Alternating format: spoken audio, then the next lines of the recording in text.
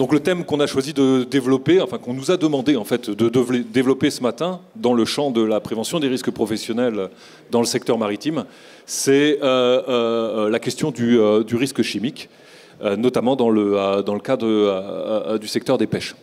C'est une conférence qui va durer de l'ordre d'une heure et demie et qui donc fera intervenir 3 personnes. D'abord, je vais commencer pour un cadrage des enjeux qui existent en termes de prévention du risque chimique dans le secteur des pêches. Et puis interviendront tour à tour Nicolas et Bernard sur les questions de prévention, proprement dite, du risque amiante dans le premier cas et du risque chimique d'une manière plus générale dans le second. À moi, du coup, le cadrage. Alors, quand on parle de risque chimique, de produits chimiques, on rentre dans un champ qui est le champ des agents chimiques dangereux et qui est un champ extrêmement bien cerné et encadré par la réglementation, notamment le Code du travail. Alors, pas seulement, puisque Bernard abordera un autre code que je connais beaucoup moins, qui est le Code de l'environnement et qui a des choses à dire aussi dans ce domaine-là. C'est une réglementation, pour ce qui est du Code du travail, qui couvre cette problématique-là selon 2 angles, sur 2 aspects. Les questions de mise sur le marché des substances et des mélanges. Donc là, c'est tout ce qui s'adresse aux fabricants et aux fournisseurs, ce qu'ils doivent faire pour déclarer tel ou tel produit qu'ils vont fabriquer ou vont mettre sur le marché. Ce n'est pas le champ qui nous intéresse le plus. Nous, ce qui nous intéresse le plus, c'est forcément tout ce que la réglementation dit en matière de mesures de prévention des risques chimiques. Et je le dis souvent, mais il faut bien se rendre compte que la réglementation dit beaucoup de choses sur la prévention de ce risque-là, puisque vous constatez que rien que dans la partie réglementaire du Code du travail, c'est couvert par 160 articles. Donc quand vous commencez à aborder la prévention du risque chimique et que vous êtes à l'article 1 de la partie réglementaire et qu'il y en a 160 à faire, bon, voilà. C'est vous dire si c'est extrêmement bien encadré. Et bien entendu, quand même, au début de ces articles-là, il y a quelque chose qui concerne la définition des agents chimiques dangereux. Définition qui nous paraît être une bonne base de départ, si vous voulez, pour les développements qu'on vous propose ce matin. Alors peut-être pour vous c'est évident, pour certains d'entre vous en tout cas, mais voilà, on préférait quand même repartir de cette définition-là. Donc, qu'est-ce que c'est qu'un agent chimique dangereux? Avant d'être dangereux, c'est un agent chimique tout court. Et pour cela, la réglementation indique qu'on entend donc par agent chimique tout élément ou composé chimique, soit en l'état, soit au sein d'une préparation, tel qu'il se présente à l'état naturel ou tel qu'il est produit, utilisé, libéré, etc., qu'il soit ou non produit intentionnellement et qu'il soit ou non mis sur le marché. Donc la notion d'agent chimique est une notion très vaste qui comprend finalement tout ce qui peut être de l'ordre de l'élément ou du composé chimique. Et il devient un agent chimique dangereux dans 2 situations. Cet agent chimique là. Premier cas, il peut être considéré comme un agent chimique dangereux s'il satisfait à des critères de classement des substances ou préparations dangereuses. Alors ces critères de classement sont des critères qui proviennent d'une réglementation d'abord européenne qui a été transcrite en droit français et qui vient d'un règlement européen, comme je vous le disais, qu'on appelle le règlement CLP pour classification, labelling et packaging. Donc classification, emballage et étiquetage. Pour les agents chimiques dangereux qui entrent dans ce cas-là, on est sur ce qu'on appelle les substances ou préparations dangereuses étiquetables. Alors ça ne veut pas dire, ça couvre évidemment tous les produits chimiques qu'on va trouver dans des contenants étiquetés, que ce soit des bouteilles, des bidons, des fûts, tout de suite ça on voit bien l'étiquette, etc. qu'il peut y avoir sur ce type de contenant.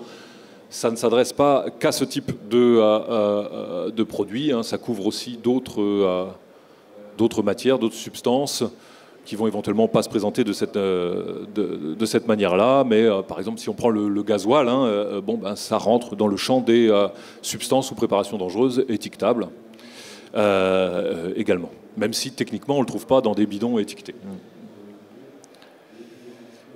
Deuxième cas, pour qu'un agent chimique puisse être qualifié d'agent chimique dangereux, c'est le cas où cet agent chimique ne rentre pas dans les critères de classement de la réglementation CLP, mais néanmoins représente un danger pour la santé et la sécurité des travailleurs en raison de ses propriétés physico-chimiques, etc., etc. Et là, bien entendu, on prend en considération tout ce qui est de l'ordre, si vous voulez, des poussières, des vapeurs, des gaz, des choses comme ça, auxquelles les gens peuvent être confrontés dans le cadre de leur activité professionnelle. On pense en premier lieu, et c'est un thème qu'on va beaucoup développer ce matin, à l'amiante, par exemple, qui va être libéré à l'occasion de X ou Y travaux. Mais ça vaut dans d'autres métiers. Si vous prenez les menuisiers, la poussière de chêne, de bois, est une poussière qui est cancérogène. Donc on rentre dans ce champ-là.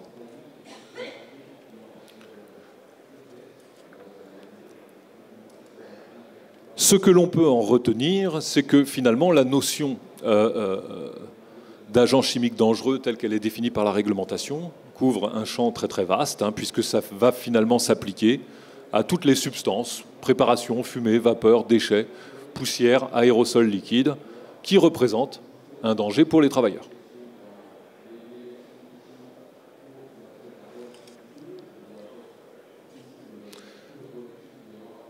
Concernant ces dangers, il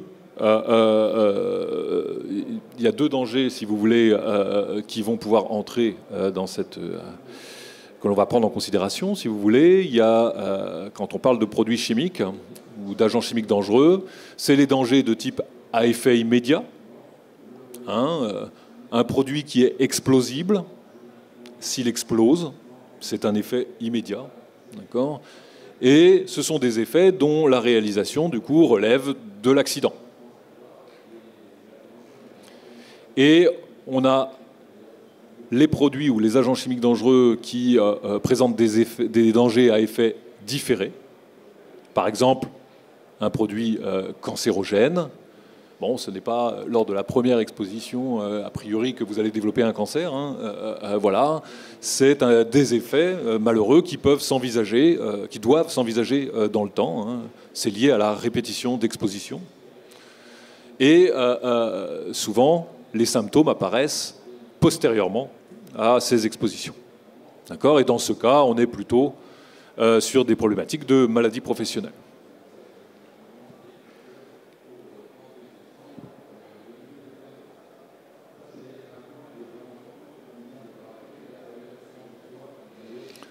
Dans le secteur maritime, ce champ là, très vaste des agents chimiques dangereux, par expérience, et en tout cas ce qui nous paraît être le plus urgent actuellement, peut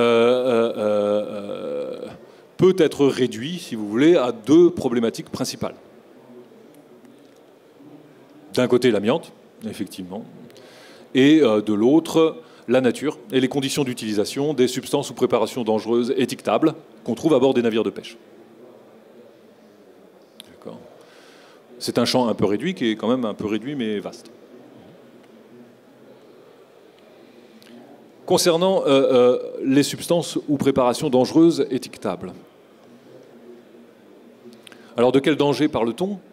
On parle des substances et préparations qui entrent dans les catégories suivantes. Elles peuvent être explosibles, comburants ou inflammables, tout ce qui brûle, fait brûler ou explose.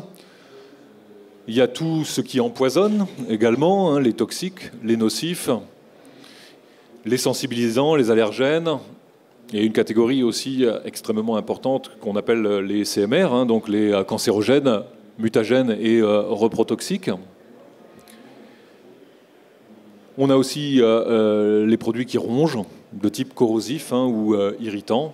Et enfin, on en a une autre catégorie un peu particulière, parce que là, pour le coup, elle ne concerne pas les travailleurs, mais l'environnement, notamment l'eau, hein, c'est la catégorie dangereux pour l'environnement. Ce sont des dangers qui sont signalés par des pictogrammes normalisés, d'accord, que vous connaissez peut-être, vous les avez tous vus incidemment hein, sur des bidons, forcément.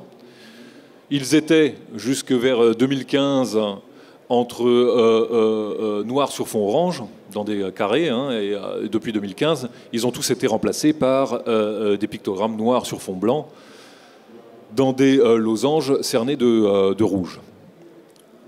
Donc, une série de 9 pictogrammes qui vont pouvoir représenter hein, les dangers dont on a parlé précédemment, des produits explosifs, comburants, inflammables,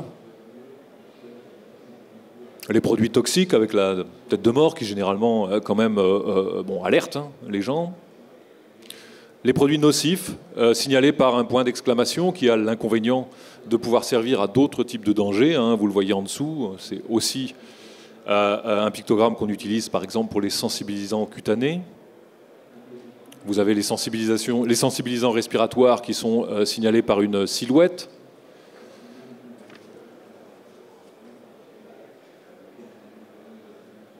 Les corrosifs, les irritants, là aussi avec un point d'exclamation. Les produits à toxicité spécifique qui vont être signalés par une silhouette, de même que les cancérogènes, les mutagènes et les reprotoxiques. Et enfin, les dangers pour l'environnement et les gaz sous pression. Voilà, une série de 9 donc, pictogrammes normalisés qui doivent être appliqués sur les étiquetages, notamment des produits chimiques, en fonction de leurs propriétés. Dans la liste des dangers dont je vous ai parlé tout à l'heure, quand je vous ai dit on a l'amiante et on a des choses concernant les ACD, juste pour le signaler, on a relativement peu identifié jusqu'à présent de produits qui rentrent dans le champ des CMR, dans le domaine de la pêche. Hein, donc des CMR, hein, des cancérogènes, mutagènes, reprotoxiques. On en a peu identifié, sauf un, d'accord, qui est un quasi-CMR, sans être complètement entrant dans cette catégorie, mais un quand même, qui est le gasoil. D'accord, tout simplement, hein, le gasoil qui va être utilisé pour la propulsion des navires, hein, qui est effectivement un produit classé, dans la majorité des cas, en tout cas pour les gasoils dont on a eu la documentation, il est classé H351, qui est susceptible de provoquer le cancer. D'accord ? Donc, il n'y en a pas beaucoup, il y en a un, et sur lequel il faut quand même, auquel il faut quand même prêter attention. Hein. Alors, quand on est dans des expositions limitées de type simplement faire le plein une fois par semaine, mettons, bon, a priori, il y a relativement peu de problèmes. Quand on retombe, et ça peut arriver encore, dans des expositions plus fréquentes et plus longues, pour notamment les mécaniciens qui utilisent le gasoil pour dégraisser des pièces et tout ça, bon là, il faut être quand même prudent, d'accord, parce que bon, les conséquences potentiellement peuvent être graves.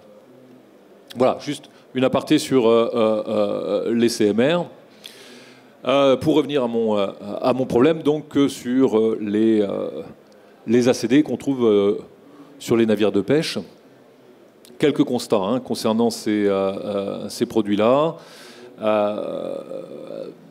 On a été alerté sur des problèmes liés à la manipulation, à l'utilisation de ces produits-là par des accidents et des incidents qui sont survenus à bord des navires. Je cite deux exemples qui, pour moi, ont été véritablement des déclencheurs hein, de compréhension de quelque chose qui ne fonctionnait pas bien par rapport à cette problématique-là. D'abord, à Saint-Malo, bon, certains s'en souviennent peut-être, un accident en 2013, a priori, avec l'explosion d'un pulvérisateur hein, pendant l'application d'eau de Javel sur un navire. Explosion qui a eu des conséquences quand même dramatiques. Et plus tard, donc, des brûlures graves d'une main pendant l'application d'un désoxydant qui contenait de l'acide fluorhydrique. Et au Guilvinec, autre accident assez emblématique quand même, c'est un début d'intoxication gazeuse au chlore suite à un mélange acide-base dans un pulvérisateur, un mélange entre de l'acide et de l'eau de Javel dans un pulvérisateur dans la cale du navire pour simplement essayer de gagner un peu de temps et pratiquer en même temps la désoxydation d'un matériel qui commençait à rouiller et la désinfection de la cale. Okay. Donc 2 personnes qui ont quand même échappé de peu à la mort, puisqu'il y a eu un dégagement de chlore qui, comme vous savez, est un gaz mortel. Voilà, donc des accidents assez emblématiques qui ont révélé cette l'existence de cette problématique sans que l'on sache véritablement si ça représente une priorité statistique. On n'a pas d'éléments pour démontrer qu'il y a beaucoup ou pas beaucoup d'accidents liés à l'utilisation des produits chimiques. On n'a que ces signaux d'alerte quand on est informé d'accidents graves liés à ce type de produits. Des signaux d'alerte qui nous paraissent cependant suffisamment graves et suffisamment fréquents pour qu'on ait réalisé une étude l'année dernière, en réalité, sur les produits chimiques qui sont utilisés sur les navires. Donc c'était une étude un peu exploratoire. On a essayé de voir les produits qui étaient employés, les travaux auxquels ils étaient destinés et comment ils étaient utilisés. On a travaillé sur la base de fiches d'exposition qu'on a construites. Chaque tâche dont on parlait avec un patron ou qu'on avait eu l'occasion d'observer faisait l'objet donc d'une fiche d'exposition. Au final, on a réussi à monter 68 fiches, ce qui fait un joli petit échantillon, pas un gros échantillon, mais un joli petit échantillon de situations d'utilisation de produits chimiques à bord de navires de pêche. Ces 68 fiches correspondant à des utilisations de produits chimiques sur 35 bateaux ou entreprises conchilicoles, quelques-unes. 38 produits chimiques qui étaient concernés, commercialisés par 20 marques différentes. Voilà. Et on a commencé par essayer de classer ces produits par niveau de danger. On s'est aperçu que, alors niveau de danger classique, ce qui est susceptible de provoquer un accident sans arrêt, avec arrêt, éventuellement un accident invalidant, d'accord, ou même un accident ou une pathologie mortelle. Et on s'est rendu compte que, mine de rien, les produits chimiques qui étaient utilisés sur les navires de pêche étaient d'un niveau de danger substantiel. D'accord, puisque dans 56% dans 82% des cas, 56 fiches sur 68, on avait un niveau de gravité potentiel qui était soit invalidant, soit même mortel. Okay. Face à ce niveau de danger, on a voulu mesurer le niveau de maîtrise du risque des gens qui utilisaient ces produits, en prenant en compte plusieurs choses. La conformité des conditions d'utilisation, notamment au mode d'emploi du produit, les mesures de protection appliquées par les gens et leur niveau de formation et d'information vis-à-vis du produit qu'ils utilisent. Et là, les constats ont quand même été un peu alarmants, dans la mesure où, sans appel, on s'est aperçu que le niveau de maîtrise du risque était globalement insuffisant, puisque, en gros, dans 57 cas sur 68, 84% des cas, on avait un niveau de maîtrise faible ou insuffisant. Principalement sur un point qu'on a mesuré, qui était le niveau d'information et de formation des gens. Et dans ce cas-là, pour cet aspect-là particulier, on était sur 98% des cas où le niveau d'information des gens qui utilisaient les produits chimiques était trop faible ou insuffisant. D'accord ? Donc clairement, on est arrivé à ce constat que pour la prévention du risque chimique, l'un des paramètres qui fait le plus défaut, c'est manifestement le paramètre information-formation de l'utilisateur. Ça, c'était totalement cohérent, ce constat, avec ce qu'on avait pu observer dans les analyses des accidents dont je vous ai parlé précédemment. C'était assez déconcertant pour les gens qui avaient été accidentés de constater la faiblesse de leur niveau d'information par rapport aux produits qu'ils utilisaient avant qu'il y ait l'accident. Dans le cas de la personne qui a eu, qui était un patron, un armateur, qui a eu un accident avec un pulvérisateur, il disait très honnêtement que jusqu'à son accident, il n'avait jamais même entendu parler de ce que c'était qu'une fiche de données de sécurité, ce qui, dans le domaine de la prévention du risque chimique, est quand même un peu fondamental. Et puis pour les gens, par exemple, qui avaient frisé l'intoxication au chlore, là, dont un des deux était un maître d'équipage expérimenté, un gars qui avait plus de 40 ans, enfin je veux dire, voilà, capable de me dire que, bah, écoutez, jusqu'à l'accident, il ne savait pas qu'il ne fallait pas mélanger un acide avec de l'eau de Javel. D'accord? Quelque chose qui peut paraître être un message de base, mais il ne le savait pas tant qu'on ne l'a pas... Voilà. Donc premier enjeu, parce que mon boulot c'est d'essayer de cadrer les enjeux pour ce matin-là, c'est effectivement, premier enjeu, il nous semble qu'il y a au niveau des agents chimiques dangereux type étiquetable, une priorité de prévention intéressante qui serait celle d'améliorer l'information et la formation des marins-pêcheurs concernant les risques associés aux substances et préparations dangereuses qu'ils utilisent. Deuxième thème de cette matinée, deuxième enjeu, nous semble-t-il, important en matière de prévention du risque chimique dans le secteur des pêches, c'est la question de l'amiante. Alors, contrairement au premier thème, pour l'amiante, on a des données statistiques qui concernent les maladies professionnelles. Ce sont des données qui sont issues de l'ENIM. Pour le moment, je ne peux encore vous parler que celles de 2017, puisque je n'ai pas terminé le traitement des données 2018. On part simplement du nombre de maladies professionnelles accordées en 2017. Bon, il y en a eu 186 en tout.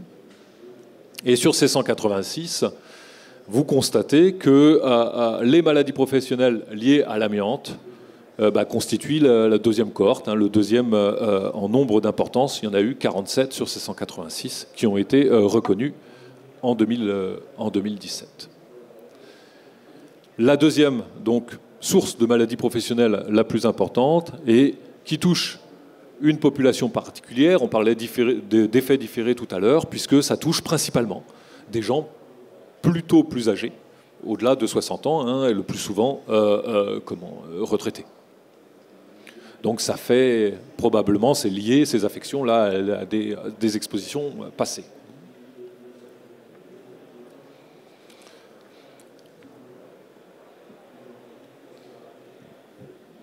Pour ce qui est du nombre de décès, du coup, puisqu'on les connaît, liés aux maladies professionnelles, en 2017, il y a eu 20 décès consécutifs à des maladies professionnelles, d'accord ? Et dans tous les cas de ces 20 décès, là, c'est lié à des maladies provoquées par une exposition à l'amiante.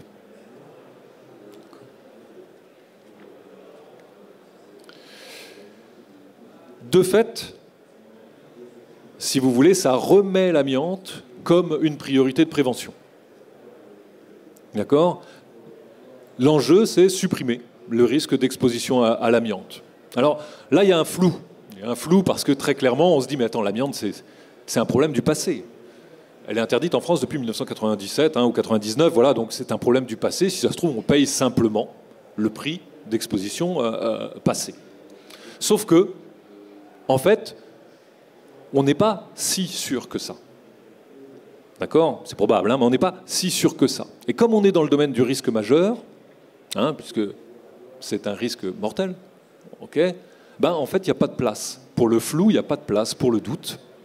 D'accord ? Il faut véritablement qu'on s'assure qu'il n'y ait plus de risque d'exposition à l'amiante, d'où l'intérêt des évolutions récentes de la réglementation qui renforcent la prévention théoriquement, du risque d'exposition à ce polluant. Voilà, j'en termine pour le cadrage des deux problématiques qui nous intéressent, a priori principalement dans le domaine du risque chimique. Et je vais passer maintenant ou la parole d'ailleurs, plus que la main à Nicolas, qui va développer donc lui ce qui se fait dans le domaine, les dernières réglementations, dernières exigences réglementaires en matière de prévention des risques liés à l'amiante. Ensuite, Bernard interviendra sur deux présentations concernant la prévention des risques liés aux ACD de manière plus générale. Donc voilà, si vous avez des questions, n'hésitez pas à les poser, sachant que si elles ont trait à la prévention, on va d'abord laisser les gens qui vont parler s'exprimer et on pourra évidemment y revenir ensuite.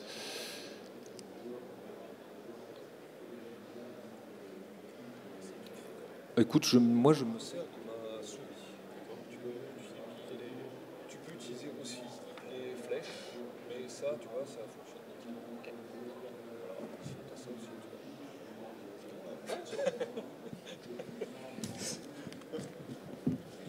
Bonjour. Donc Nicolas Lebert, je prends la suite de Cédric. Je suis à l'Institut maritime de prévention et je vais vous parler de tout ce qui est prévention du risque amiante dans le milieu maritime. Je vais pour ça utiliser ma casquette de préventeur à l'Institut maritime de prévention, mais aussi utiliser l'expérience que j'ai eue en réparation navale où la problématique amiante était un enjeu très très important. D'où. Alors, voilà. Alors, première chose, c'est pourquoi parle-t-on d'amiante ici, puisque l'amiante, c'est effectivement, dans un premier temps, un agent chimique et un agent particulier, puisqu'on l'a vu, Cédric nous l'a montré tout à l'heure, c'est un agent qui est classé CMR, et qu'il y a aussi une évolution de la réglementation importante qui touche le maritime, et donc implicitement le milieu de la pêche. Alors, il faut savoir que pendant des années, jusqu'à son interdiction en France en 1997, comme l'a dit Cédric, les propriétés particulières de l'amiante en ont fait un matériau qui était très apprécié dans beaucoup de secteurs industriels, dont notamment la construction et la réparation navale. Alors, afin d'assurer la protection des marins et des personnes qui sont embarqués ou des intervenants extérieurs à bord des navires, la réglementation a, comme vous le savez déjà certainement, elle a beaucoup évolué. Alors maintenant, on arrive à un code réglementaire, à un cadre réglementaire, qui, pour le secteur maritime et les navires, qui tend à se calquer un peu sur les exigences du bâtiment. On parle, pour ceux qui connaissent, de DTA, dossier technique amiante, de RAAT, c'est-à-dire de repérage amiante avant travaux. Enfin, on se calque véritablement sur le terrestre, sur le bâtiment. Alors, il est maintenant demandé, exigé, aux navires qui battent pavillon français, donc aussi aux navires de pêche, un repérage amiante et si nécessaire, en fonction, on passera la réglementation tout à l'heure, on regardera tout ça de plus près et on verra si nécessaire, il y a aussi un besoin de désamiantage. Alors, la présentation succincte que je vais vous faire va traiter de plusieurs choses. Qu'est-ce que c'est que l'amiante? En quoi ça concerne le maritime? Les effets sur la santé des marins? La réglementation, et notamment le zoom sur le décret de 2017, le dernier, et puis l'impact sur les propriétaires armateurs de navires. Alors certains le savent déjà, l'amiante, qu'est-ce que c'est? Je vous ai mis une petite photo là, où on voit un matériau fibreux. Donc c'est un produit minéral naturel, ça désigne un ensemble de silicates fibreux en fait. Son nom vient du latin asbestos, qui veut dire incombustible, et du grec amiantos, qui veut dire pur. Donc elle a été massivement utilisée pendant plus d'une centaine d'années, pour sa résistance au feu, à la chaleur, sa faible conductivité thermique, acoustique, électrique, sa résistance à la traction, à la flexion, à l'usure, aux agressions chimiques. On avait la possibilité de le filer, le tisser, et tout ça pour un coût très très faible. D'où son nom à l'époque de minerai magique, qui, comme vous le savez, va devenir minerai maudit par la suite, à cause des effets néfastes, notamment sur la santé humaine. Alors, il existe deux groupes minéralogiques d'amiante. Rapidement, je vous les présente. Il y a les serpentines et les amphiboles. Les serpentines, il y a une seule variété d'amiante qui est issue de ce groupe-là, c'est la chrysotile, qui est aussi appelée l'amiante blanche, qui a été la plus utilisée. C'est celle de gauche, là-haut. Dans les amphiboles, il y a 5 variétés d'amiante. Il y en a 2 principales, qui sont l'amosite, qui est l'amiante brun, qui est au milieu, et puis la crocidolite, qui est l'amiante bleue. Les autres ont été très peu utilisées. Donc, hormis les couleurs qu'on voit ici, elles ont aussi des caractéristiques différentes, des longueurs différentes, des diamètres différents et des propriétés spécifiques qui sont différentes, mais elles sont toutes dangereuses pour la santé humaine.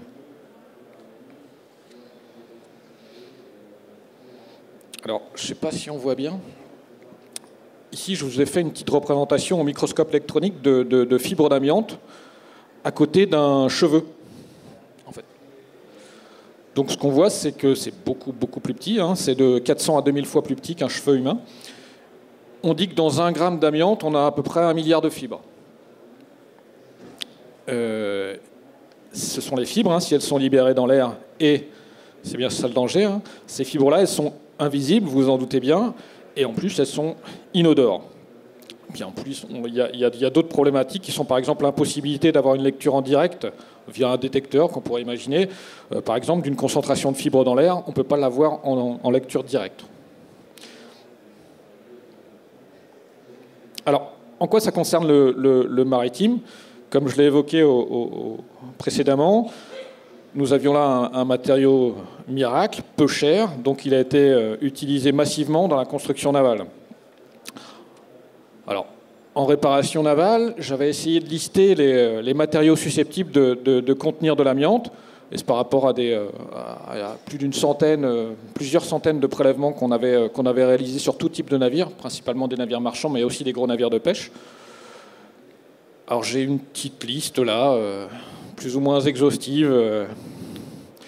Ça part des calorifuges, tissus, matelas, là où on a de l'amiante brute en vrac, ou du flocage, ou du bourrage.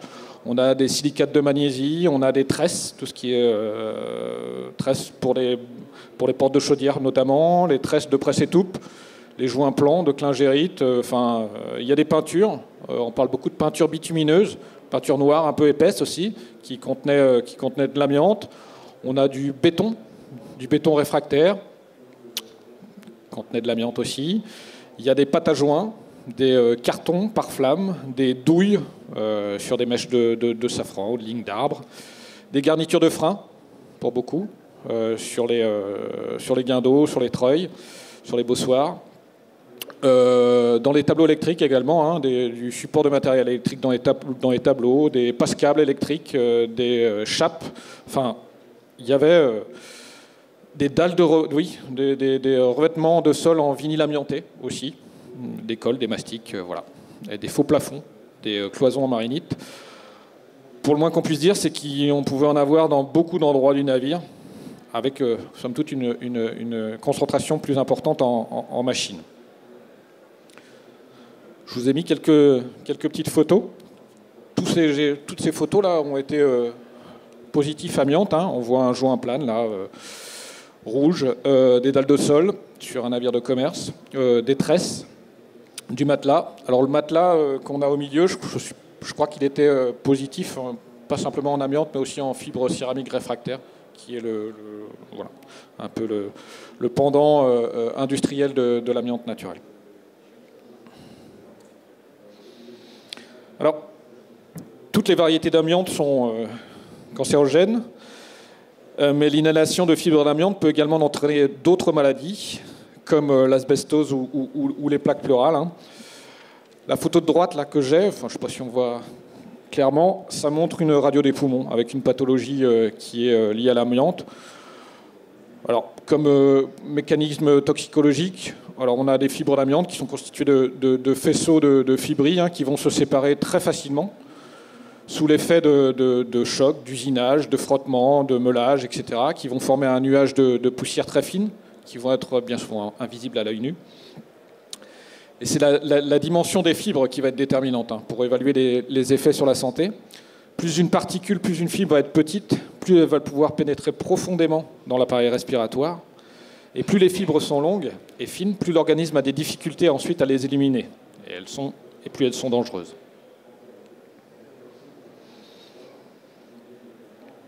Alors, les fibres d'amiante, de par leur finesse, leur petitesse, elles ne sont pas ou peu filtrées par notre système respiratoire. Elles vont assez aisément parvenir aux alvéoles pulmonaires. D'accord, elles vont rester dans les poumons et vont pouvoir interagir localement avec les tissus et générer un certain nombre de pathologies du système respiratoire.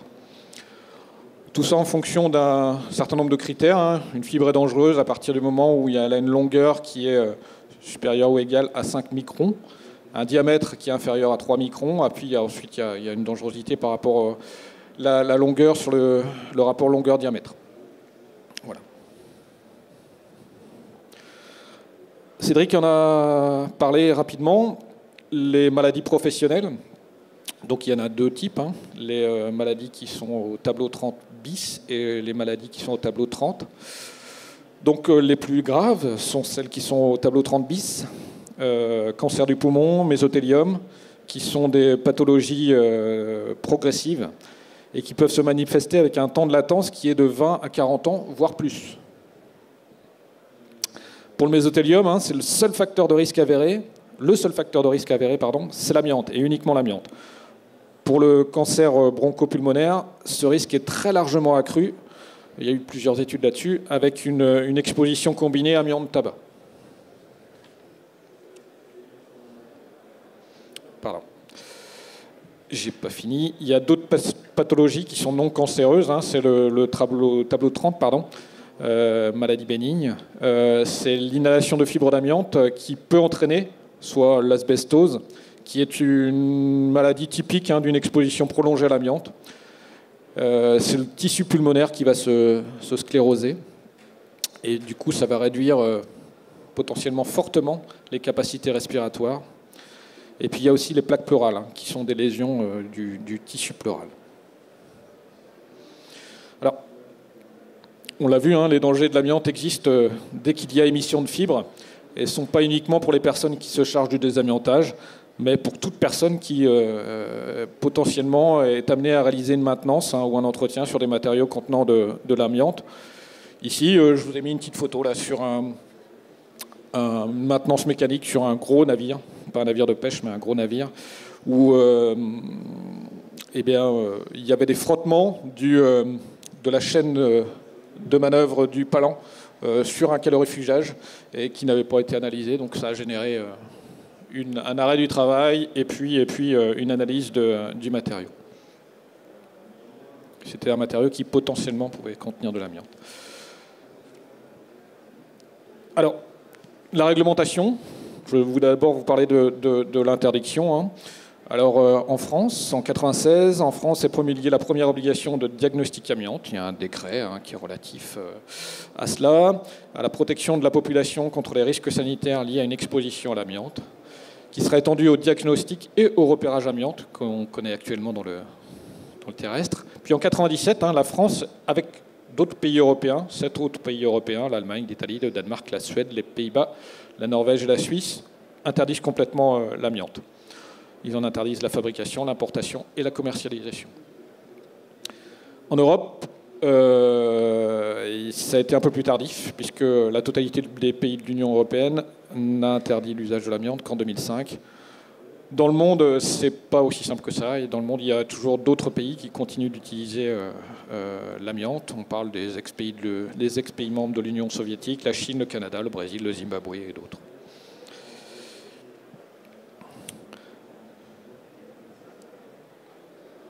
Donc depuis 1997, il y a de nombreuses réglementations françaises, européennes, internationales qui sont entrées en vigueur. D'abord dans le terrestre et maintenant dans le maritime. Je vous en ai cité quelques-unes, la Convention SOLAS de 1974, la Convention internationale de Hong Kong, différentes directives. Celle du 30 novembre 2009 qui concerne la protection des travailleurs contre le risque lié à une exposition à l'amiante pendant le travail. De novembre 2013 qui concerne le recyclage des navires. Il y a tout ce qui est dans le Code des transports, dans le Code de la santé publique et le Code du travail. En fait, la réglementation relative à l'amiante, elle se structure autour des différents objectifs qu'elle poursuit. C'est d'abord la protection des personnes, qui est protection contre tout risque lié à une exposition. On va rechercher et surveiller, éventuellement effectuer un retrait d'amiante. Ensuite, il y a la protection des travailleurs, qui sont contre les risques liés à l'inhalation de poussière d'amiante dans le cadre de leur activité professionnelle. Et puis, il y a la protection de l'environnement, un traitement des déchets par exemple.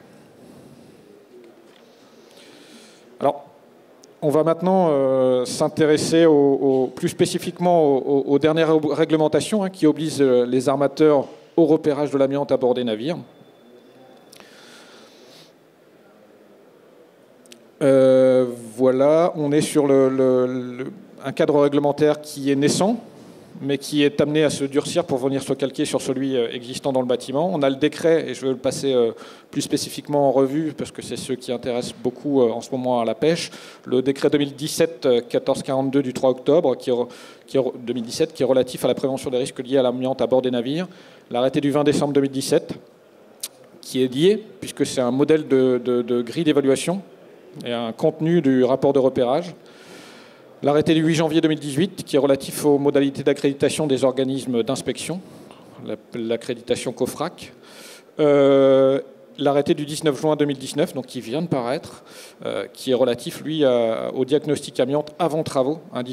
Il est intitulé « Repérage de l'amiante avant certaines opérations réalisées dans les navires, bateaux et autres constructions flottantes ». Alors, concernant le décret 2017-1442, c'est un décret qui répond à une évolution de la réglementation du Code des transports en matière d'amiante. Il y a un certain nombre d'adaptations sur un certain nombre de points, notamment l'extension de la zone de recherche à l'ensemble du navire, l'alignement des conditions d'accréditation des entreprises sur celles du Code du travail, la prise en compte de la spécificité du navire qui est à la fois un lieu de vie et un lieu de travail. Donc il y a le Code de la santé publique et le Code du travail qui vont s'appliquer.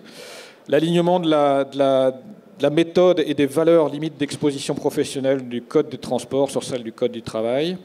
La prise en compte du risque amiante pour les navires de moins de 12 mètres, chose qui n'était pas vraie précédemment. Donc, les navires concernés par ce décret, donc il s'applique aux navires de commerce, de pêche, de plaisance battant pavillon français, à l'exception des navires de plaisance à usage personnel, dès lors qu'il n'y a pas de gens de mer embarqués. Il y a un certain nombre d'exclusions tout de même. Donc les navires mis en construction et ayant fait l'objet d'opérations de maintenance et de réparation dans un chantier naval situé exclusivement en métropole, en Guadeloupe, en Guyane, en Martinique, à La Réunion, à Saint-Pierre-et-Miquelon, pour tout ce qui est postérieur au 1er janvier 1997. En Nouvelle-Calédonie, c'est un peu plus loin, c'est postérieur au 1er mars 2007. Et en Polynésie française, c'est postérieur au 1er janvier 2009. Ceux-là sont exclus. Et puis, il y a aussi tous les navires mis en construction et ayant fait l'objet d'opérations de maintenance ou de réparation dans un chantier naval situé exclusivement dans un autre pays de l'Union européenne postérieur à 2005. On a vu, à partir de cette date-là, l'amiante a été interdite. Alors, en quoi ça oblige les armateurs? Alors, ils ont une obligation de repérage d'amiante, c'est-à-dire que l'armateur est tenu de rechercher la présence d'amiante à bord des navires. Alors, cette mission de repérage, elle consiste à regarder sur les plans et les schémas du navire, identifier et localiser les matériaux et les produits qui contiennent de l'amiante. Il y a aussi une phase de travail, évidemment, à bord du navire, qui est rechercher la présence de tous les matériaux et produits susceptibles de contenir de l'amiante. Et ensuite, on va faire une évaluation de l'état de conservation des matériaux et des produits qui contiennent effectivement de l'amiante. Alors on voit, le champ d'investigation est largement étendu par rapport au décret précédent. On fait aussi intervenir un organisme accrédité pour réaliser le repérage. Et l'armateur doit faire appel au plus tard dans les 2 mois suivants, tous travaux de construction, modification ou opération de maintenance, un organisme accrédité COFRAC. Je vais en parler un peu plus tard. Le rapport de repérage, qu'est-ce qui contient ce rapport de repérage? Donc, il est établi par un organisme accrédité COFRAC. Il est établi à partir on en a parlé tout d'abord, d'une grille d'évaluation. Et puis ensuite, il y a un modèle de grille d'évaluation et un modèle de rapport de repérage qui sont définis très clairement dans l'arrêté que je vous ai cité précédemment. Donc, en cas de présence d'amiante à bord du navire, et selon la nature des matériaux et de leur état de conservation, le rapport de repérage comprend un certain nombre de préconisations, des mesures d'empoussièrement dans l'air, c'est-à-dire qu'on va mesurer l'empoussièrement à l'aide de pompes qui vont tourner à certains endroits du navire, une surveillance périodique de l'état de conservation des matériaux ou des produits.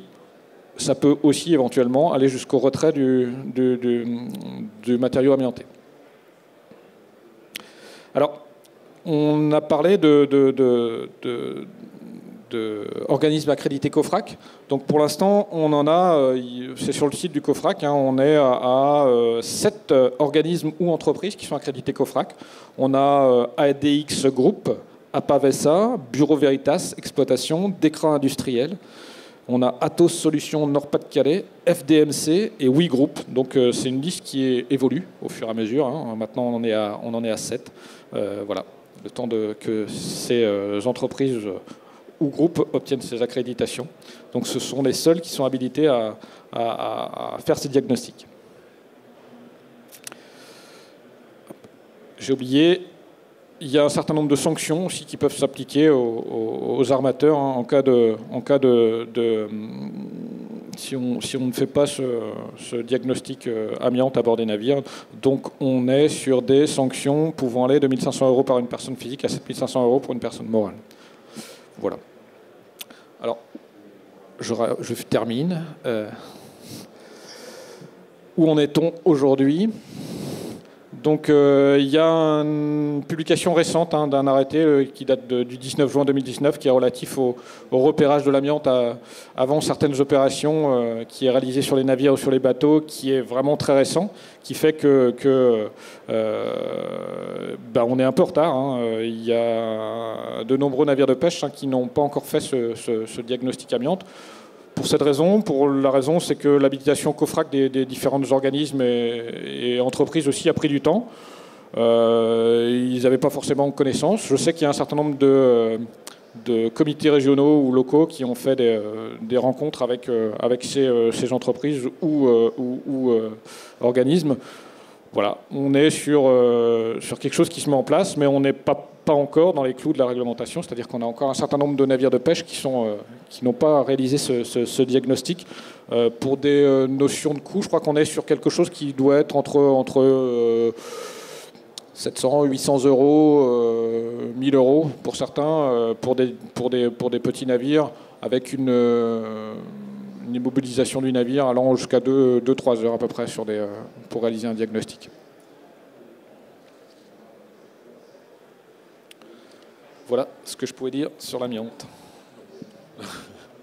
Bien, merci Nicolas. On a quelques minutes si vous avez des questions à poser sur la problématique de l'amiante à bord des navires. Je vous vois mal parce que j'ai vraiment Non ? Très bien, on va passer... oui, écoutez Bernard, faites donc. Hop, je vous passe le micro. Voilà. Oui, alors sur l'amiante, quelques éléments de réaction. D'abord, il faut savoir que le premier rapport mettant en évidence le danger pour la santé des personnes exposées date de 1905 et c'était un inspecteur du travail. Le premier tableau de maladie professionnelle, c'est 1947. Donc c'était important de rappeler que ce risque n'est pas du tout ignoré et depuis longtemps. C'était ma première remarque. La seconde, vous avez peut-être aussi de l'amiante chez vous, sur vos toitures. On a vu des calorifuges. Quand j'ai contrôlé un certain nombre d'établissements, je citais à mon voisin tout à l'heure, dans un lycée privé, des jeunes s'amusaient à passer sous un calorifuge, ils griffonnaient, ils marquaient, etc. Et ils ne savaient pas qu'il y avait effectivement de l'amiante. Enfin, l'amiante a été pendant...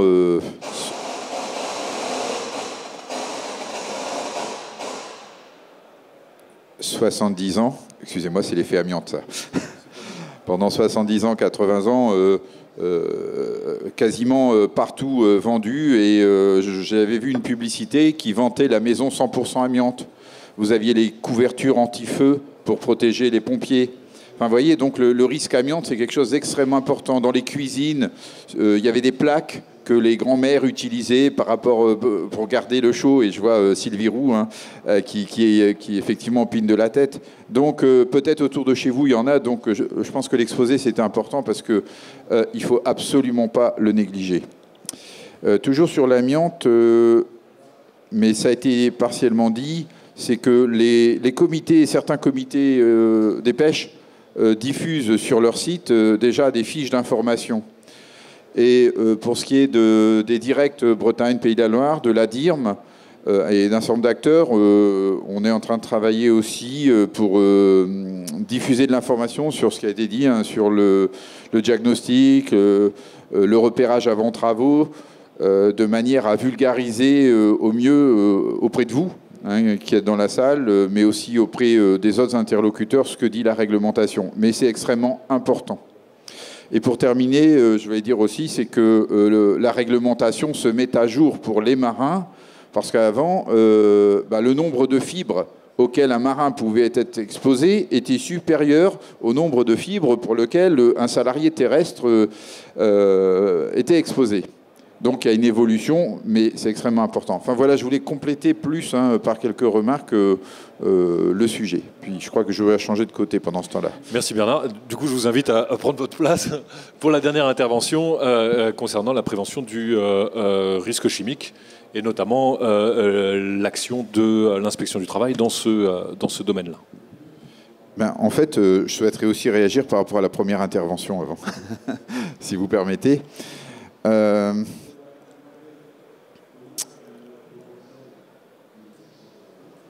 Alors, quand vous avez des commerciaux qui viennent chez vous, de temps en temps, ils vous proposent des produits. J'ai un nouveau produit, vous pouvez l'essayer. Alors, si vous essayez, alors c'est peut-être le mécanicien, je dis, bah oui, on va essayer. Mais en fait, il ne sait pas ce que contiennent les produits d'essai. Donc, une règle simple, vous bannissez cette possibilité. Mais c'est quelque chose d'assez courant que j'ai constaté depuis que je suis dans les services de l'administration du travail, et ça n'a pas cessé. Deuxièmement, au niveau des maladies professionnelles, il y a des notions qui n'apparaissent encore une fois dans le monde maritime que depuis récemment. Les maladies professionnelles, c'est bien d'en parler, mais dans le monde maritime, c'est reconnu uniquement depuis 1999. Donc c'est un processus en cours. Il y a encore beaucoup d'absence d'information de la part des entreprises comme des salariés.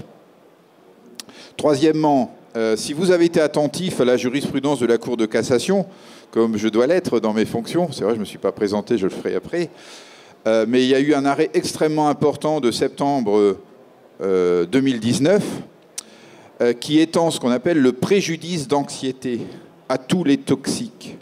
C'est-à-dire, c'était d'abord l'amiante qui avait donné lieu à cette notion de préjudice d'anxiété. Et imaginez dorénavant l'importance, parce que des toxiques, et parce qu'on n'est pas seulement sur un atelier amiante, mais aussi produits chimiques dangereux, vous voyez l'importance que ça va prendre, que ça prend. Donc je vous invite vraiment à être extrêmement attentif à ces évolutions. J'essaie d'être succinct, c'est juste quelques éléments, mais qui me semblaient importants dans ce cadre de vous rapporter. Il y en aura peut-être d'autres. Oui, puis enfin, si, sur ces réactions, c'est qu'on parle des salariés dans les entreprises maritimes, mais n'oubliez pas que quand vous faites intervenir des salariés d'entreprises extérieures sur vos navires, par exemple, on veut faire un traitement, on va faire poncer les peintures. Les peintures, quand on voit les travailleurs qui poncent et qui ne sont pas protégés, et je pense que tu as montré que les poussières, les salariés qui sont en train de poncer sont exposés à ces poussières.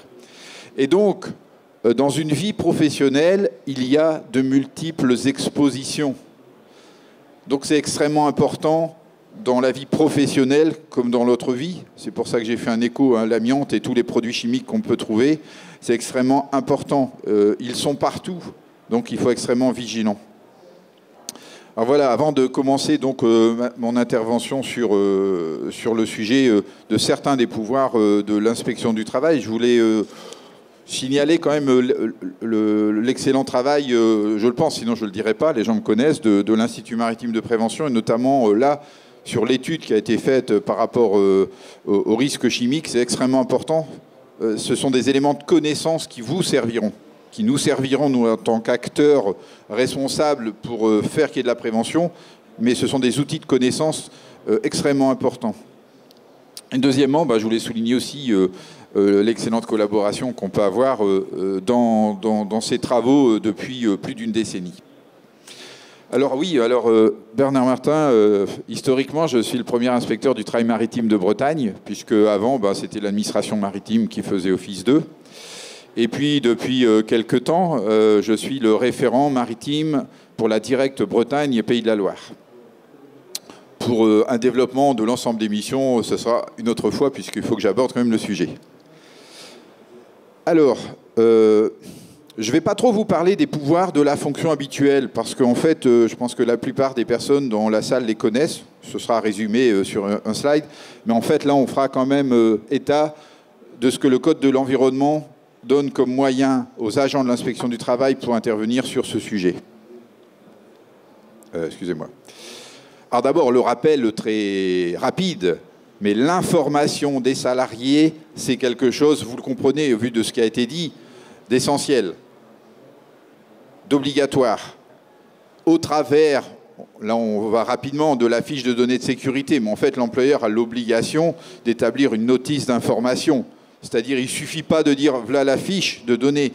Sur la formation à la sécurité, la réglementation dit que les employeurs doivent tenir compte de la compréhension par leurs salariés de ce qu'on leur donne à apprendre. Donc il faut évaluer si ça a été compris. Et je pense que chacun peut entendre que c'est logique. C'est-à-dire que vous ne dépensiez pas un effort dans de la formation si elle n'a pas été comprise à la fin. Il y a aussi une obligation. Bon, il y a des sanctions, effectivement, si ce n'est pas fait. C'est comme tout à l'heure à mon voisin, je disais, mais c'est pas, le diagnostic doit déjà avoir été fait. Donc pour tous ceux, toutes celles qui ne l'ont pas fait, en droit, il y a déjà infraction. Informer le médecin du travail ou le médecin des gens de mer. Vous avez l'obligation de transmettre vos fiches de données de sécurité avant utilisation au médecin des gens de mer, puisque là on est dans le maritime. Bon, j'ai vérifié auprès du médecin-chef pour être bien sûr qu'on était d'accord. Alors, bon, le conseil, vous vous rapprochez du médecin des gens de mer pour voir si lui préfère consulter ses fiches chez vous sur une base de données. Mais pourquoi? Parce que quand le marin va passer sa visite médicale, il faut bien que le médecin des gens de mer, et là on ne parle pas des mineurs, qui est une réglementation aussi importante, ben vous vous doutez bien que le médecin des gens de mer, il faut qu'il sache quels sont les produits qu'utilise le marin, puisque lui connaît l'état de santé du marin. Donc c'est vraiment toujours des finalités pratiques. Bon, bien sûr, il y a autant d'infractions que de salariés concernés. Là aussi, je ne pouvais pas ne pas rappeler le principe de l'évaluation des risques, notamment spécifique, c'est-à-dire le Code du travail insiste qu'il y a des obligations d'évaluation générale que vous connaissez, depuis la directive européenne de 91, ce n'est pas d'aujourd'hui. Et pour le risque chimique, là, il y a des obligations particulières.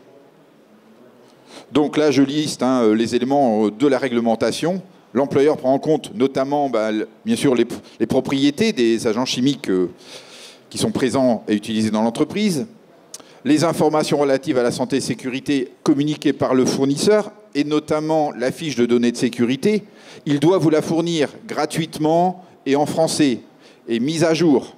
Donc si vous avez une difficulté, vous pouvez contacter nos services ou d'autres services de prévention, pourquoi pas. L'objectif, c'est d'avancer, c'est que tout le monde avance à la même vitesse et conformément à la réglementation. Les renseignements complémentaires, il y a d'autres sources sur d'autres sites. Bien sûr, on est toujours très pragmatique dans la réglementation, c'est la nature, le degré, la durée d'exposition. Entre être exposé, c'est ce qui a été dit tout à l'heure, tous les 15 jours ou tous les jours, forcément, vous vous doutez bien que les conséquences sur la santé vont être très différentes. Les conditions dans lesquelles se déroulent les activités impliquant des agents chimiques, les valeurs limites d'exposition professionnelle. Bon, des valeurs limites, il y en a qui sont réglementaires, d'autres qui ne sont pas. C'est dire, bon, il y a des critères auxquels on ne peut pas aller au-delà parce qu'on met en danger la santé du salarié et donc il y a des interdictions. L'effet des mesures de prévention entre un salarié qui est protégé parce que, allez, je vais volontairement prendre, sur des navires on soude, il y a des fumées de soudure. Les fumées de soudure, la plupart sont cancérogènes, si on prend que cet exemple-là. Et comment il est protégé, le salarié, surtout quand on est sur des navires? Posez-vous la question, on va faire du concret, sinon, ça ne servirait à rien de ne pas avoir... pour l'instant, l'échange, il n'est pas encore là, mais il faut dire les choses réelles. Les conclusions du médecin des gens de mer. Donc, le dialogue avec le médecin des gens de mer est extrêmement important. Et à nouveau, si on ne respecte pas la réglementation, il y a effectivement des sanctions particulières. Alors, le Code de l'environnement donne, indépendamment de ce que peut faire un agent de contrôle de l'inspection du travail, les lettres d'observation, les mises en demeure, c'est-à-dire une décision administrative qui s'impose, l'arrêt d'activité pour les cancérogènes, mutagènes et reprotoxiques, et bien sûr la procédure pénale. Eh bien, il y a de nouveaux pouvoirs, là, que j'illustre à travers un tableau de synthèse, hein, ce qu'on appelle la saisie, la consignation, le prélèvement, la mise en demeure du préfet, et sur la base d'un rapport de l'inspecteur du travail, on verra, et le procès verbal. Alors, CE, ça veut dire Code de l'environnement. Alors, le prélèvement, dès lors qu'il y a un doute sur la nature d'une substance, lorsqu'il y a un contrôle, bien sûr, de l'inspection du travail, celui-ci peut prélever, je vais rester simple, hein, on ne va pas être dans le mode opératoire, et faire procéder à une analyse par l'Agence nationale de sûreté du médicament. Bien sûr, il y a une traçabilité avec un échantillon pour l'employeur, ce qui est normal, on est dans un état de droit. Hein. Le principe du contradictoire, pour nous, c'est extrêmement important. Et de prélèvement pour le laboratoire. Et ensuite, bien sûr, un rapport avec une copie au directeur. Dès lors, bon, il peut y avoir des contrôles, oui, c'est ce que je rajoute, conjoint avec la concurrence, consommation et répression des fraudes. Parce que ça touche à la fois à la santé publique, à la commercialisation, à la mise sur le marché. Donc, il faut être extrêmement vigilant.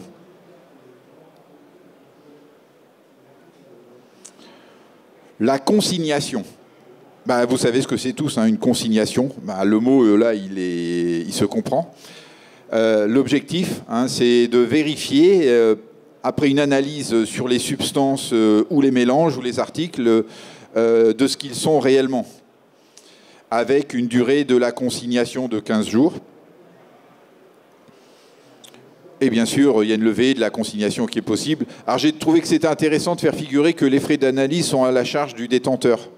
Parce que on sait que on dit souvent que l'argent est le... Comment on dit enfin, c'est le moyen le plus important sur lequel on réagit. La saisie également. Alors, c'est dès lors qu'on a vraiment... dans l'idée qu'on a, par exemple, une substance qui est amiantée. Hein, vous imaginez, dans ce cas-là, la saisie, c'est aussi une mesure quasiment conservatoire. Bien sûr, c'est le président du tribunal de grande instance qui a ce pouvoir de le décider. La mise en demeure du préfet. Donc, REACH, c'est le règlement européen. Ce qui est peut-être effectivement important de dire, c'est que tout de même, on n'est pas dans une réglementation nationale. J'ai envie de dire, comme à la pêche, maintenant, c'est l'Union européenne qui détermine les règles. Sur les substances et produits chimiques, c'est la même chose. Donc, dans ce cas-là, il y a un rapport de l'inspecteur du travail au préfet, s'il constate l'infraction. Donc, il y a un certain nombre de demandes par rapport au constat d'infraction qui sont faits, et le préfet va demander donc à l'entreprise d'intervenir, d'avoir un plan d'action pour régulariser sa situation. Avec, donc, vous avez les délais, 3 mois, 6 mois, etc. Avec des conséquences, parce que la mise sur le marché de produits, vous le voyez, on le voit régulièrement. Je vais prendre un exemple. J'avais un armateur qui avait acheté une combinaison, parce qu'il faisait de la plongée, et ça me revient en mémoire comme ça, là c'est du direct. Et en fait, il s'est rapproché de moi parce qu'il a eu d'énormes irritations. Le produit venait sans doute de Chine ou d'un produit d'Asie, et en fait, il y avait vous savez, pour le transport, on met un certain nombre de substances pour que pendant le trajet, on puisse les conserver. Sauf que là, les effets continuaient à se produire. Et donc, il y avait bien un problème dans l'importation. Parce qu'on a à l'ère de la mondialisation avec les conséquences parfois que ça peut avoir. Et bien sûr, le procès verbal.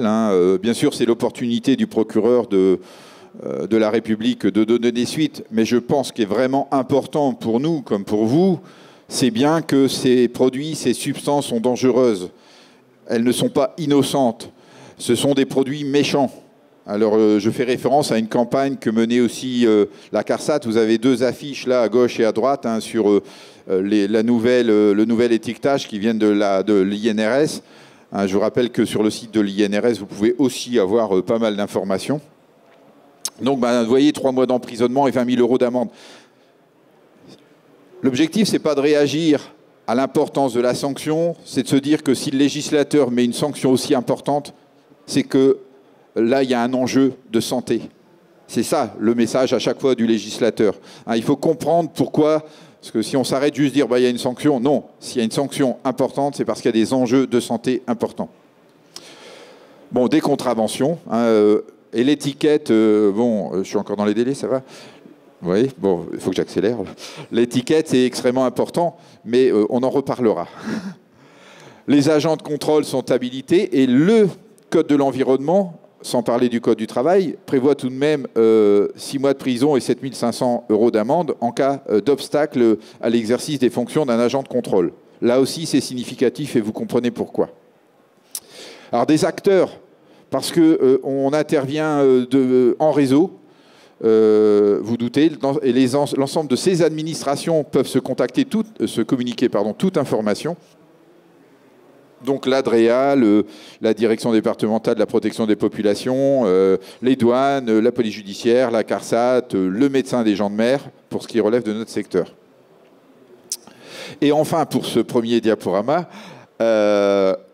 donc le fait de ne pas fournir, et ça je dis pour vous qui êtes acheteurs de produits, c'est pour rappeler aussi là, aux entreprises dans lesquelles vous vous fournissez qu'elles doivent vous fournir ces fiches de données de sécurité. Donc, il y a 3 mois d'emprisonnement et 20 000 € d'amende si elles refusent de les donner. Et vous avez quelques sites utiles, mais je ne sais pas, le diaporama, je suppose qu'il sera traduit et reporté dans les suites à cette table ronde, c'est ça. Et je passe tout de suite au suivant. Je vais vous le mettre en place.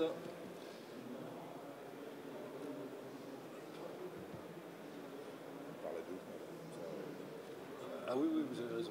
Vous avez raison. Ouais, du coup, je vais rester là.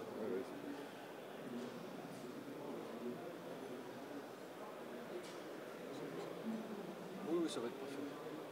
Très, très bien. Exactement.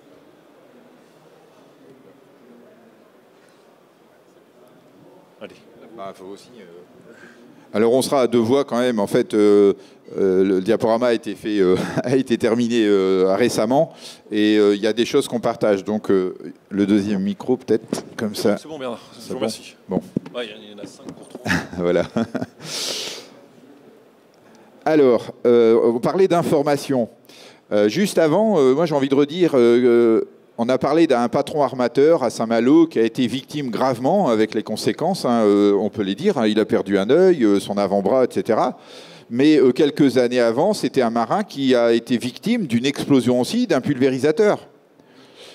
Et c'est allé jusqu'en cour de cassation, qui a reconnu la responsabilité, non pas du capitaine du navire, mais de l'armateur.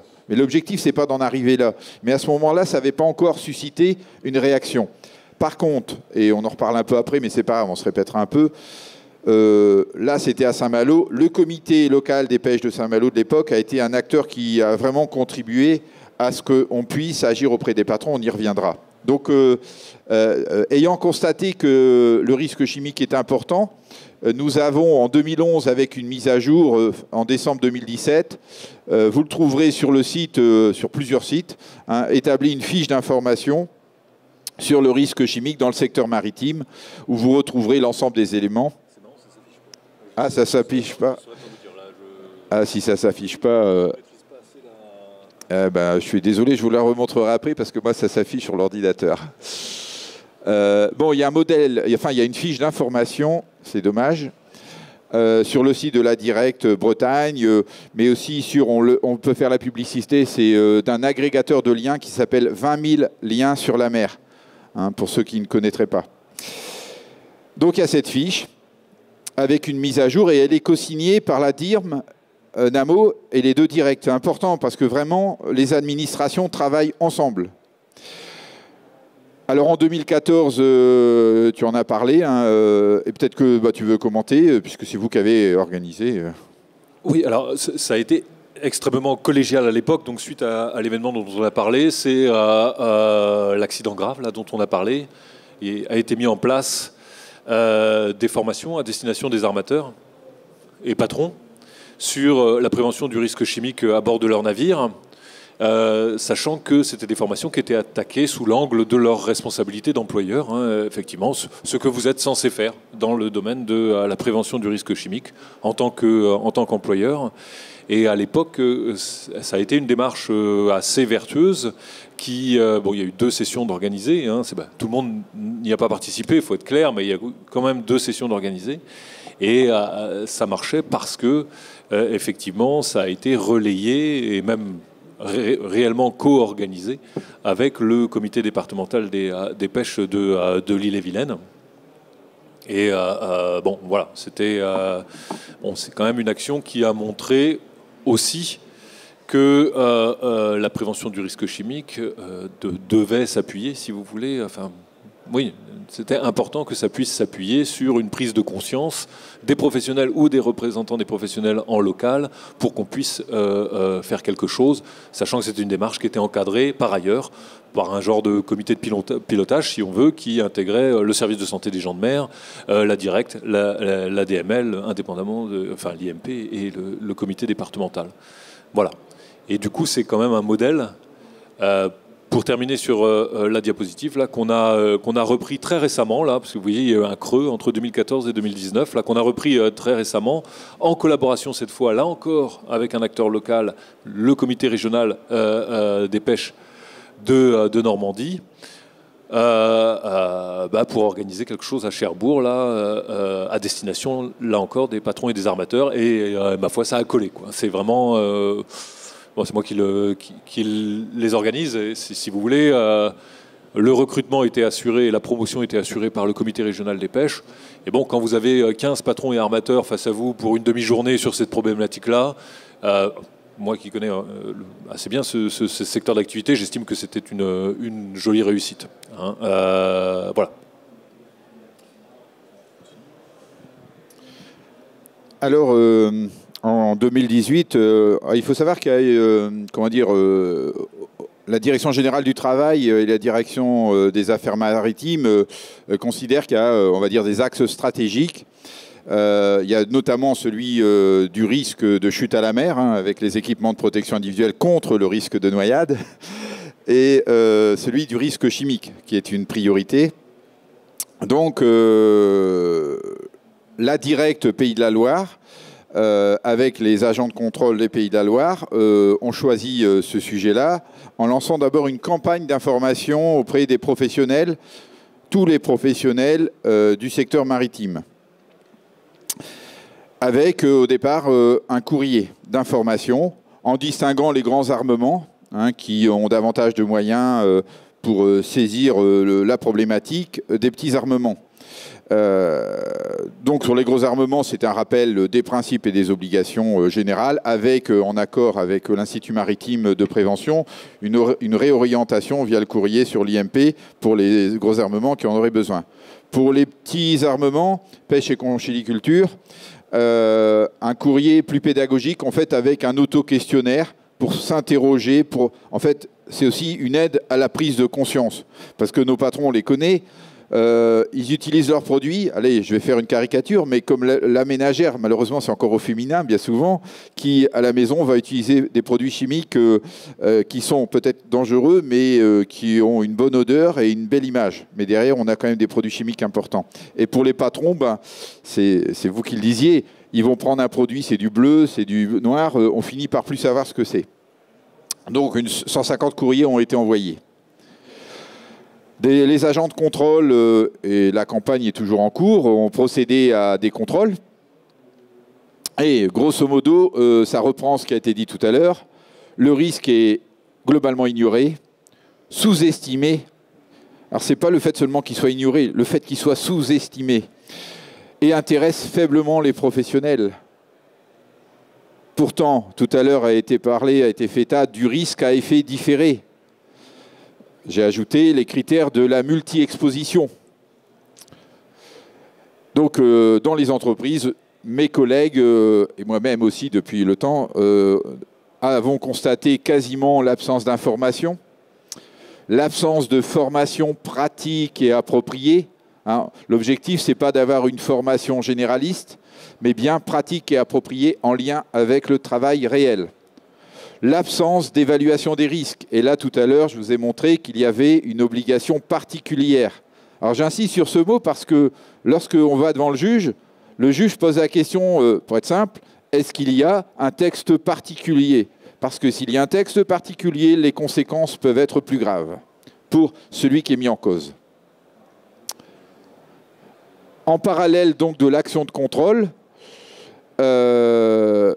j'ai pris un contact en accord avec la directe Pays de la Loire, avec une des coopératives maritimes de la Loire-Atlantique. Pourquoi? Tous ceux qui sont là et ceux qui ne sont pas là, ils devraient être plus nombreux parce que le risque chimique, ça les concerne tous, ceux qui sont là à l'intérieur. Mais vont chercher la plupart de leurs produits à la coopérative maritime, qu'on soit conchyliculteur, qu'on soit pêcheur notamment. Elles vendent des produits, les peintures, des nettoyants, des dégrippants, etc. Donc c'était une visite sympathique, c'était pas une visite de contrôle, pour dire les choses. Hein. Il y a eu un accord de faire une sorte d'état des lieux, comment la problématique des produits chimiques était prise en compte. Suite à cet échange, cet état des lieux, la coopérative a modifié l'aménagement de l'espace réservé aux professionnels. Par exemple, vous aviez avant des produits chimiques, le professionnel venait chercher son produit, point final. Dorénavant, pour être simple, je suis encore dans les temps, vous avez des équipements de protection individuelle adaptés aux produits chimiques. Parce que là aussi, un des constats qu'on peut faire, c'est que on porte un masque poussière alors qu'on a affaire à des solvants. C'est-à-dire qu'on pense qu'un masque, ça protège de tout. Et là aussi, ce n'est pas tout à fait la règle. Et puis, il y a les fiches de données de sécurité qui, dorénavant, sont à jour et sur place également, etc. Donc là, on a un acteur clé, et on va en parler avec l'IMP, puisque ça, c'était le premier temps, et il y a un deuxième temps. Peut-être que tu veux parler oh là là, je vais avoir soif. Donc là aussi, alors, avec l'IMP, il y a une convention qui a été passée. Hein. C'est pour dire aussi que la directe la finance, parce qu'elle trouve que c'est extrêmement important et que l'IMP est je vais dire un opérateur, j'aime pas ce terme, mais un intervenant efficace qui connaît bien le milieu et qui a la confiance du milieu. On le sait, c'est important de le dire. Donc, en accord avec la coopération maritime, une première formation qu'on a co-animée des vendeurs a été assurée concernant 2 coopératives d'un département. Le nouveau directeur de Secomer est venu. C'est important parce que Secomer, c'est la structure c'est la centrale d'achat, hein, voilà. Et il a vraiment participé et on sait que ça va avoir des incidences. Et bien sûr, nous allons continuer cette action dans l'autre département très prochainement, pas plus tard que la semaine prochaine. Et en 2021, au prochain ITECMER salon, on pourra vous tenir informé des résultats d'une étape 3 qu'on envisage très sérieusement. En conclusion, qu'on peut dire de plusieurs fois, hein, le risque chimique est significatif. Ne négligez rien. Et aussi un certain conservatisme dans certains services d'entretien. J'ai fait suffisamment de contrôle pour le savoir. Le mécanicien, il veut garder ses vieux produits. J'ai vu ça sur des navires aussi, hein, et des navires au commerce. Je ne sais pas si ici j'ai des représentants de navires au commerce, mais j'ai quelques images très significatives. Il peut occasionner des accidents du travail. Hein, vous avez un éclat dans l'œil, vous pouvez perdre l'œil. Ce n'est pas théorique. Et bien sûr, les maladies professionnelles. Les services de l'État, donc les directs, mais aussi, et c'est important, ils ne sont pas là, mais les médecins des gens de mer, les centres de sécurité des navires, les délégations à la mer et au littoral. Ah si, ils sont là. On est ensoleillé, ébloui par le public. Donc, et les acteurs de la prévention tels que l'Institut maritime de prévention prennent à bras le corps le sujet pour aider à réduire autant que possible le risque, pour aider les professionnels. Mais on ne se substituera pas quand même au fait que les professionnels doivent être des acteurs parce qu'ils sont responsables. Et au-delà de l'obligation qu'on a rappelée, c'est un sujet de santé sur lequel nous avons tous ensemble une obligation générale de résultat. Donc les moyens d'y parvenir existent, à vous de les saisir. Merci. Merci Bernard pour cette conclusion. Merci beaucoup. Je ne sais pas si vous avez des questions. Surtout, n'hésitez pas, on a même des micros et tout. Donc, et on a du temps. Enfin, c'est... Ouais, alors, il y a des gens qui s'occupent des micros, s'il vous plaît. Laurent, je crois, hein, vous leviez la main. Hein. Alors, présentez-vous pour la caméra. Ok, ouais. Oui, donc moi, je représente la coopérative maritime des pêcheurs de Lorient.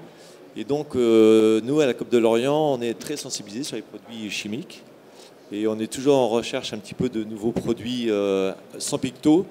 Alors malheureusement, il y a des produits qui existent, mais dans tout ce qui est dégraissant, on a des produits mais non sans pictos qu'on a essayé et qu'on a fait essayer à bord des bateaux. C'est pour ça que M. Martin disait qu'il ne voulait pas accepter les échantillons des coopératives ou des revendeurs. Mais malheureusement si, parce qu'on a besoin de ces essais-là à bord pour savoir si c'est vraiment concluant. Nous, on fait nos essais dans nos ateliers, mais en conditions réelles, c'est quand même important. Alors effectivement, on ne fournit pas les fiches de sécurité quand on donne les échantillons. Mais on ne donne pas un produit naïvement comme ça, sans prévenir les effets qu'ils ont. Et concernant les produits acides, tout ce qui est acide, on a fait des essais. Pour l'instant, il n'y a malheureusement rien qui marche à part l'acide pour dérouiller un produit. Donc, mais sachez que les coopératives, enfin je parle pour la coopérative de Lorient, on est hyper sensibilisé sur tous ces produits chimiques et effectivement, on ne donne pas un produit naïvement. On prévient toujours, on donne les conditions d'utilisation à la personne qui va acheter le produit, à savoir que s'il y a du vent, il ne faut pas qu'il l'utilise parce qu'il va s'en prendre plein la figure. Il faut qu'il mette des lunettes, des gants, il faut qu'il dilue dans l'eau. Il faut, voilà, c'est des produits qui doivent être utilisés avec de l'eau en règle générale. Et toutes ces choses-là, en fait, tous ces conseils-là sont donnés lorsqu'on distribue le produit. Après, effectivement, les fiches de sécurité sont à disposition, mais on ne les donne pas systématiquement parce que si on donne 10 ou 20 feuilles à un pêcheur, on sait très bien que ça va finir à la poubelle. Donc, on ne va pas faire des photocopies comme ça non plus bêtement. Mais les fiches de sécurité sont à disposition. D'ailleurs, à l'IMP, on les donne régulièrement dès qu'on nous les demande. Même M. Martin, quand vous faisiez les contrôles, vous demandiez les fiches de sécurité. Elles étaient systématiquement à bord dès que vous les aviez, vous étiez passé. Merci. Vous voulez réagir, Bernard ?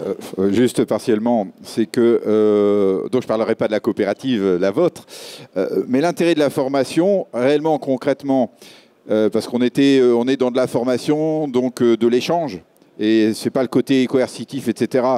Mais on avait donc des gens de coopérative qui sont tous les jours en contact avec les professionnels qui viennent. Ils ne s'étaient jamais arrêtés, c'est eux qui nous l'ont dit, dans le détail d'un étiquetage. Ils ne s'étaient jamais arrêtés dans le détail d'une fiche de données de sécurité, ça prend du temps. Donc, la prise de conscience se fait aussi dans ces moments-là. Et donc, je ne dis pas que ce n'est pas le cas chez vous ou ailleurs, mais l'échange, quand même, de retour d'expérience montre qu'il faut consacrer un temps et la prise de conscience se fait à ce moment-là, je vous assure. Oui, ça, je suis entièrement d'accord, mais c'est vrai qu'après, ça dépend, je pense, de l'acteur qui est aussi qui vend le produit. Et c'est vrai qu'il y a sûrement enfin, je sais que nous, on est très appliqués sur l'Orient avec tout ce qui est sécurité. C'est vrai qu'on est au taquet là-dessus. Maintenant, peut-être qu'effectivement, il y a du travail à faire dans d'autres magasins, peut-être. Voilà, on peut imaginer effectivement qu'il y ait des différences de sensibilisation en fonction des magasins, des choses comme ça. Mais c'est vrai que pour l'action qu'on a menée il y a 15 jours... Bon, c'était extrêmement intéressant, effectivement, et ça a apporté beaucoup aux personnes qui sont venues, hein, quand même. En tout cas, les retours sont bons à ce sujet. D'autres remarques ou d'autres questionnements ? Oui, allez-y. Bonjour, Emmanuel Bost, je suis médecin des gens de mer à Lorient. Excusez-moi, n'hésitez pas, à rapprocher le micro et à vraiment parler fort, parce que sinon on entend mal. Du coup, je me représente ou c'est bon ? Médecin des gens de mer à Lorient, voilà, Emmanuel. Très bien. Je voulais savoir si vous vous étiez rapproché des organismes de formation, lycées maritimes, écoles, ou les organismes de formation continue par rapport à la formation, justement. Alors, super question. Vraiment. Et méga enjeu. Clairement. C'est, dans l'étude dont je vous ai parlé tout à l'heure, il y avait un volet qui concernait la façon dont était traitée cette problématique du risque chimique aujourd'hui dans les lycées maritimes. Plutôt dans le cadre des, comment on appelle ça, des formations initiales. D'accord ? Il y avait un volet, mais c'était un trop petit volet. C'est-à-dire que, compte tenu du temps dont on a disposé à l'époque, on n'a pas vraiment développé ça. Il aurait fallu des entretiens avec des enseignants, voir ça, quels étaient les référentiels qu'ils utilisaient, quels étaient les messages qu'ils essayaient de faire passer, etc. D'accord ? Donc, ça n'a pas été un travail d'analyse suffisamment précis. Ceci étant dit, des maigres informations que j'ai pu avoir avec un collègue qu'on a en Normandie et qui est justement enseignant dans le domaine de la sécurité pour les formations initiales, ça apparaissait quand même comme étant une problématique qui était extrêmement peu abordée. D'accord ? Voilà. Pour tout vous dire, c'est un collègue, il participait à la formation des patrons qu'on a eu à Cherbourg récemment, et il y a appris des choses. D'accord ? Donc, voilà, lui-même, peut-être n'a pas forcément les billes non plus pour diffuser un message et de prudence et de prévention auprès des élèves qu'il est chargé de former. Donc, il y a un champ là qui est effectivement extrêmement intéressant, et on aurait... Alors, pour l'instant, le levier qu'on est en train d'essayer d'actionner, c'est plutôt un levier distributeur, d'accord, comme vous l'avez compris, mais celui-là est aussi un levier très important. Bon, pour l'instant, on n'agit pas dessus, mais c'est à faire, certainement à faire. D'accord ? L'autre qui est méga important et que vous maîtrisez beaucoup mieux, c'est tout ce qui a trait aux formations médicales. D'accord, PSC1, PSC2, etc. Et il me semble qu'à ce niveau-là aussi, il y a quelque chose d'intéressant à faire. J'ai vu avec Madame Morin déjà. Bon, vous avez un gros programme, donc c'est pas facile, mais comment il peut y avoir 3-4 messages vraiment importants à ce sujet-là qui peuvent être diffusés systématiquement de façon à ce que il y ait quelques règles de base qui se diffusent. Ça, c'est un travail à faire en collaboration, notamment avec le SSGM en plus, vous voyez, et qui toucherait les gens au fur et à mesure de leur carrière assez régulièrement. C'est intéressant. C'est aussi un levier intéressant. Voilà. Peut-être de manière complémentaire, les lycées maritimes ne sont pas là, mais dans la formation initiale, il y a bien de la formation à la sécurité. Donc après, là, c'est la DIRMNAMO qui est l'autorité académique, et je ne peux pas penser que ce ne soit pas un sujet qui ne soit pas vu dans les lycées maritimes. Mais c'est toute la filière, et c'est pour ça que c'est important. Et moi, j'ai apprécié l'intervention, la question de la coopérative maritime, parce que c'est un des relais, comme le médecin des gens de mer, c'est le travail en réseau, vu l'importance du risque, et on en a parlé du risque amiante, qui est extrêmement... lourd de conséquences, et on a quand même des patrons, d'après les infos qu'on a, qui décèdent à 62 ans. Enfin, quand je dis patron, des mécaniciens. Et le lien entre leur exposition il y a 40 ans et aujourd'hui, il n'est pas systématique. Donc on a une responsabilité dans nos fonctions, mais aussi collective. Donc moi, plus il y a d'acteurs, que ce soit dans l'enseignement, dans la formation, mais aujourd'hui, parce que sur le marché, il y a des produits et ils sont autorisés, mais par contre, il y a des précautions particulières à mettre en œuvre et on doit être extrêmement vigilant là-dessus. Et vous en savez mieux, en tant que médecin des gens de mer, les conséquences, puisqu'on peut avoir jusqu'à des inaptitudes à travailler. Et ça, aujourd'hui, on peut faire autrement. Ok. D'autres questions éventuellement ? Non ? Si ? Oui ? Madame Dubos, allez-y. Non, juste les fiches d'exposition dont vous avez parlé au début, que vous êtes en train de construire, c'est ça, les fiches de l'IMP ? C'est disponible déjà ou bien Alors non, les fiches expo dont vous parlez, en fait, c'est les fiches qu'on construit après analyse, nous. Oui. Donc en fait, on a des actions, si vous voulez, qui nous permettent d'avoir des interactions régulières avec des armateurs. dans le cadre de l'évaluation des risques professionnels, des choses comme ça. Et dans ces entretiens, dans ces visites alors visites de bateau, si je dis visite, ça va faire écho à ce que vous faites, mais c'est pas du tout la même chose. Hein, mais dans ces accompagnements-là qu'on a autour de l'évaluation des risques professionnels, on en profite pour les interroger sur les produits chimiques qu'ils utilisent, comment ils les utilisent, pourquoi faire, etc. Donc petit à petit, on construit, si vous voulez, ces fiches exposition qui sont plus la trace de, à un moment donné, comment est utilisé un produit chimique sur un bateau, pourquoi faire. Voilà.